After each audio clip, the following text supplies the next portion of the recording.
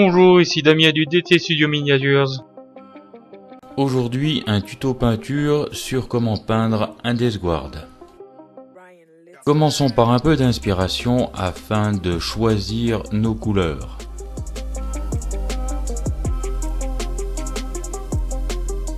Commençons par une sous-couche polyuréthane noire.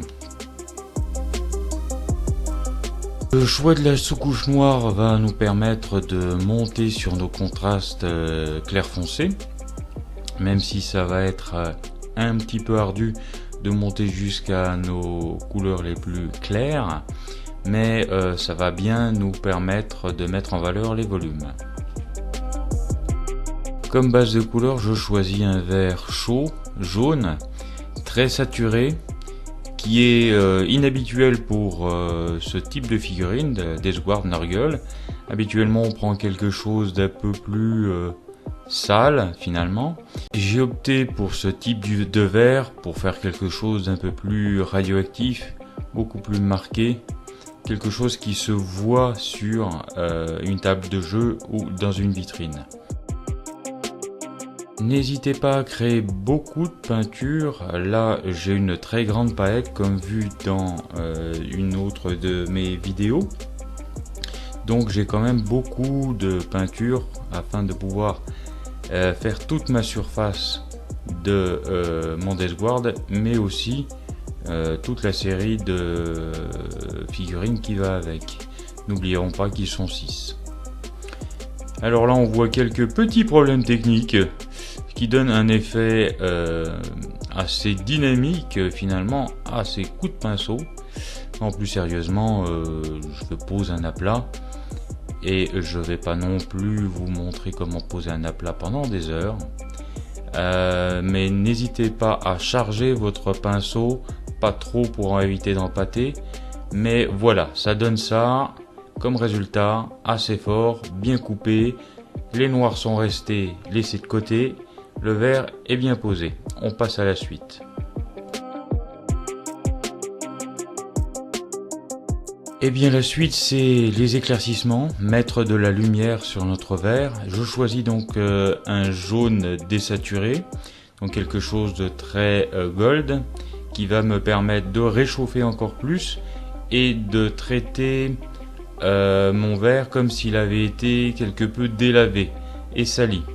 Donc pas directement pur sur la figurine, mais bien le mélanger progressivement pour obtenir un vert chaud, clair, désaturé et bien agressif.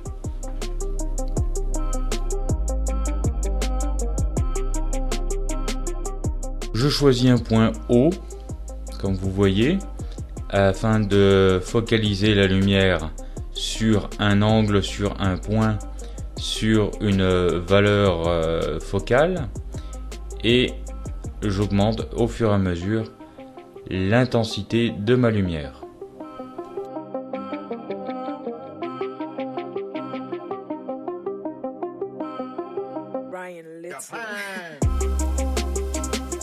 J'ajoute progressivement de plus en plus de jaune.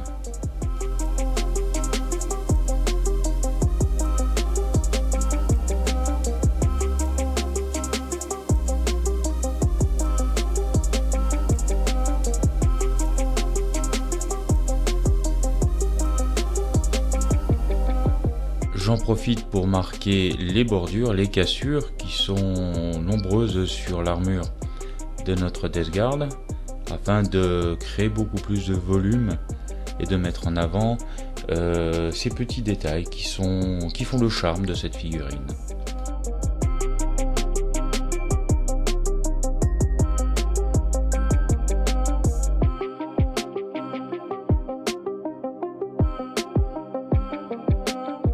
J'ajoute progressivement le jaune jusqu'à arriver au jaune pur.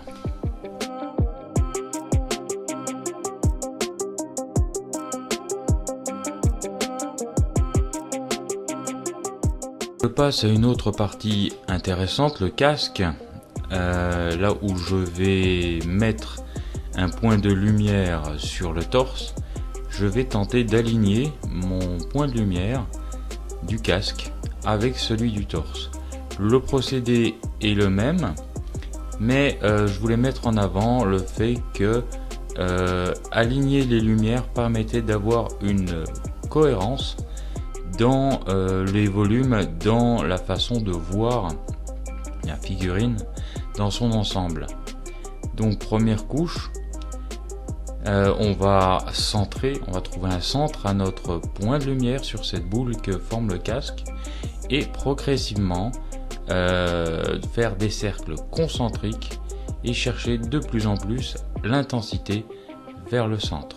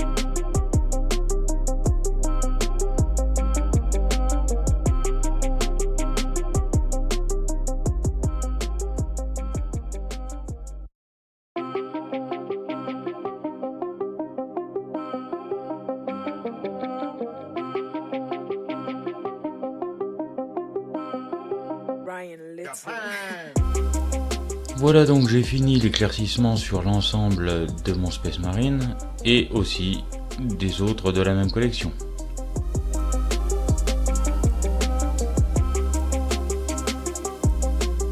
Nous avons fini d'éclaircir, nous allons donc passer aux ombres. Alors là, je choisis un vert beaucoup plus froid, beaucoup plus bleuté.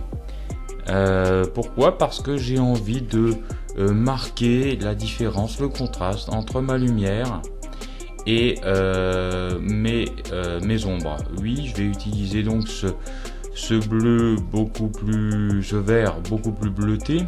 Je vais le diluer afin de procéder par glacis, c'est-à-dire que par transparence, je vais modifier le vert. Ce vert que je voulais à la base, que j'ai choisi très chaud, très agressif, là je vais le transformer par glacis avec mon bleu, mon vert bleuté, surtout le bleu dans ce vert qui m'intéresse comme vous l'avez entendu. Je n'utilise pas de couleur trop sombre car ce qui m'intéresse dans ce cas-là, c'est au moment de l'exposition dans la vitrine que cette figurine soit très lumineuse, accroche bien l'œil et attire le spectateur. Pourquoi utiliser une couleur très froide dans les ombres? Tout simplement pour annuler d'une certaine façon cette chaleur que j'y ai mis et donner encore plus de volume et encore plus d'éclat à mes lumières. Je tiens à garder énormément de lumière sur cette figurine car déjà à ce moment-là, je pense aux salissures, au marquage, tout ce qui va finalement venir faire descendre la lumière sur cette figurine. Ces salissures que vous verrez dans la prochaine vidéo vont beaucoup assombrir la figurine.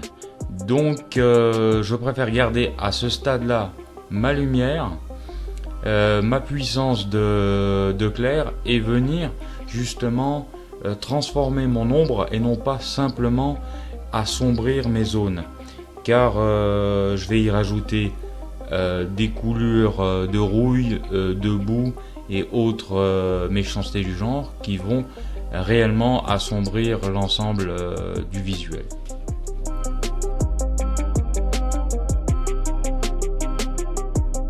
Je je passe cette couleur par glacis et donc j'ai besoin vraiment de passer plusieurs couches successives et laisser sécher au fur et à mesure afin d'être de plus en plus efficace par rapport à ce que j'ai envie.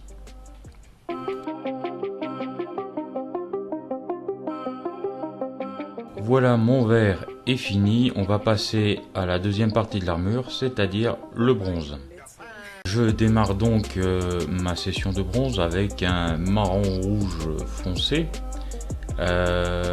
Pourquoi du Doom Bull dans ce cas-là? Parce que j'ai vraiment besoin, ne serait-ce que pour la rapidité et pour la facilité de pose, d'utiliser une peinture très couvrante qui se pose assez facilement.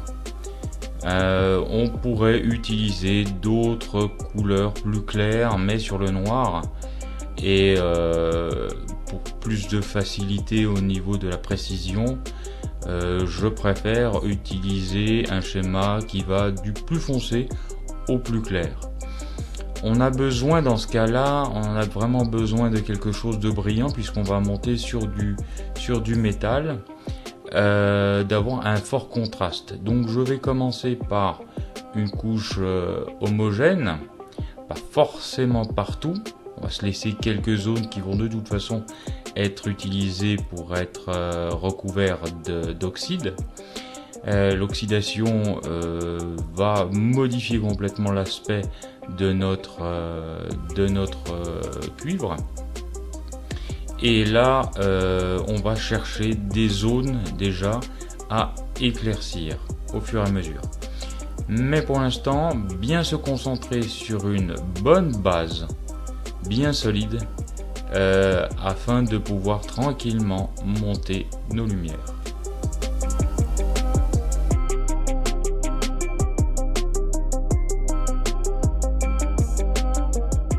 Voilà, je finis donc de poser ma couche de base de Doom Bull sur les parties qui sont cuivrées.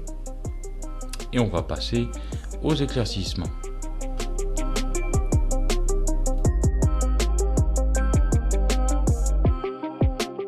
Alors je vais utiliser pour ceci un orange rouge assez violent.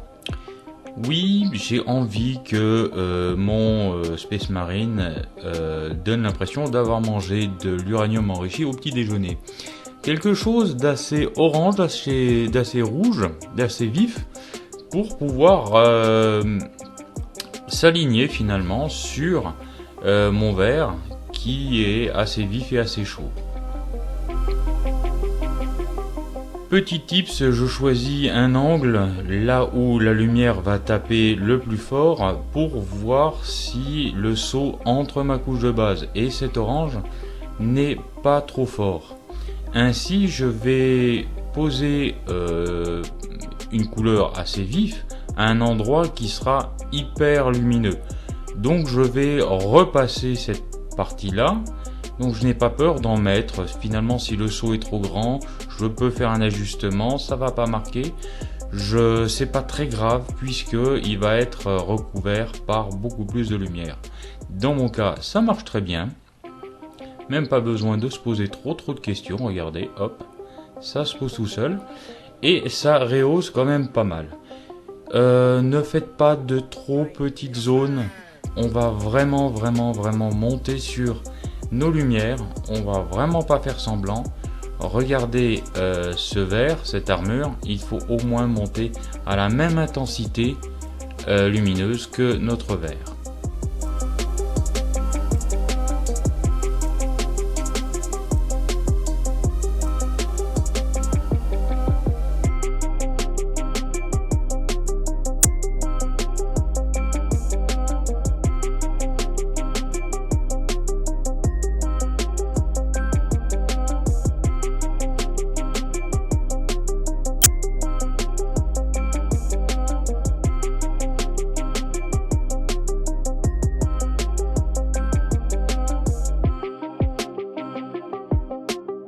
Voilà, donc je finis de poser mes oranges, mes zones d'orange et de les fondre avec mon Doom Bull à côté. Tranquillement, on va passer à un peu plus de lumière. Cette lumière, je l'obtiens en ajoutant plus de jaune dans de l'orange. Dans ce cas-là, je vais prendre l'artifice d'utiliser une couleur chair. Cette couleur Skinstone, Sunny Skinstone, est chargée en jaune tout en étant toujours orangé et va me permettre de monter ma lumière sur mon orange.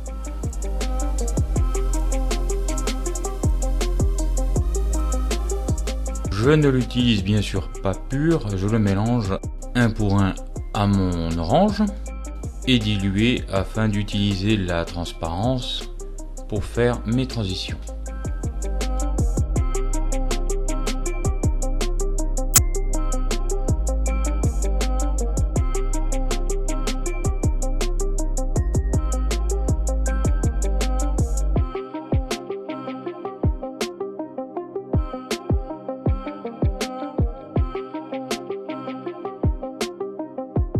Je crée bien sûr des zones dans les zones, c'est-à-dire que ce mélange vient se placer au centre de ma zone d'orange. L'effet poupée gigogne finalement.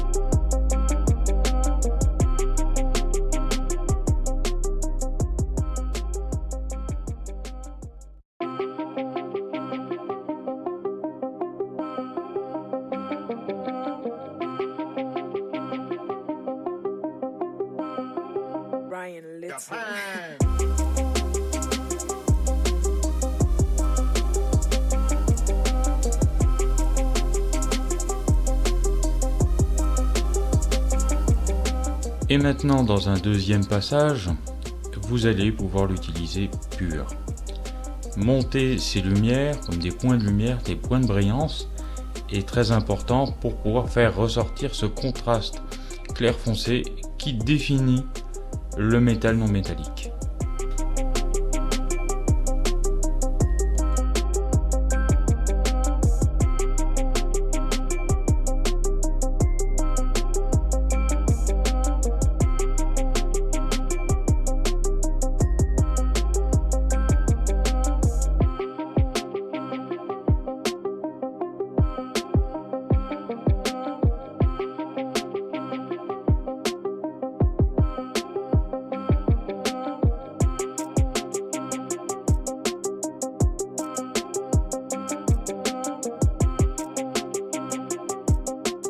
En deuxième passage, cette couleur nous donne quelque chose d'ultra brillant.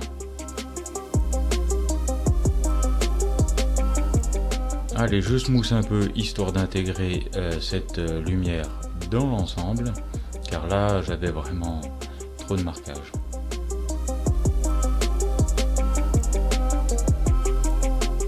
Voilà, on se retrouve donc dans la prochaine vidéo pour pouvoir faire salissure, oxydation et finir notre Death Guard. À très bientôt. Si vous avez aimé cette vidéo, n'oubliez pas de commenter, liker et de vous abonner.